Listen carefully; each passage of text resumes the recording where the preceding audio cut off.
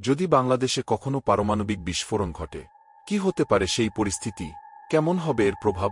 ধরা যাক, একটি 10 কিলোটন পারমাণবিক বোমা ঢাকার কেন্দ্রস্থলে বিস্ফোরিত হয়েছে। প্রথমেই হবে এক বিশাল বিস্ফোরণ, যার ফলে কয়েক কিলোমিটারের মধ্যে সবকিছু ধ্বংস হয়ে যাবে। বিস্ফোরণের কেন্দ্রস্থলের 1 কিলোমিটারের মধ্যে মানুষ ও স্থাপনা মুহূর্তের মধ্যে ধ্বংস হয়ে যাবে। 3 থেকে 5 কিলোমিটারের মধ্যে ভয়াবহ আগুন ও তাপদাহে দগ্ধ হবে মানুষ। 10 কিলোমিটারের মধ্যে প্রবল ধ্বংসযজ্ঞ ও বিকিরণের প্রভাব পড়বে। পারমাণবিক বিস্ফোরণের আরেকটি ভয়ঙ্কর দিক হল তেজস্ক্রিয়তা। বাতাসের মাধ্যমে এটি দেশের বিভিন্ন অঞ্চলে ছড়িয়ে পড়বে। পানি ও খাবার দূষিত হয়ে পড়বে এবং মানুষের মধ্যে দীর্ঘমেয়াদী ক্যান্সার ও জেনেটিক সমস্যা দেখা দেবে। এমনকি যারা তাৎক্ষণিকভাবে বিস্ফোরণে মারা যাবে না, তারাও পরবর্তী কয়েক মাস বা বছরে বিকিরণের কারণে অসুস্থ হয়ে পড়বে। একটি পারমাণবিক বিস্ফোরণ শুধুমাত্র জীবনহানি ঘটাবে না, এটি বাংলাদেশের অর্থনীতিকেও ধ্বংস করে দেবে।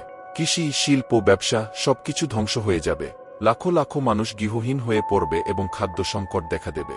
যদি বাংলাদেশে পারমাণবিক হামলা হয়, তাহলে আন্তর্জাতিক সম্প্রদায় কি প্রতিক্রিয়া দেখাবে? এটি কি একটি বিশ্বযুদ্ধের সূচনা করবে? পারমাণবিক হামলার জবাবে প্রতিপক্ষও কি পারমাণবিক অস্ত্র ব্যবহার করবে?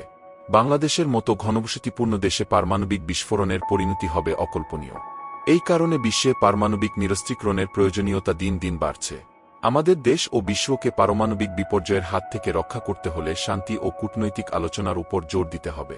এই ছিল আমাদের আজকের বিশেষ প্রতিবেদন। আসুন আমরা সবাই সচেতন হই এবং পারমাণবিক অস্ত্রের ভয়াবহতার বিরুদ্ধে সোচ্চার হই। সবাইকে ধন্যবাদ।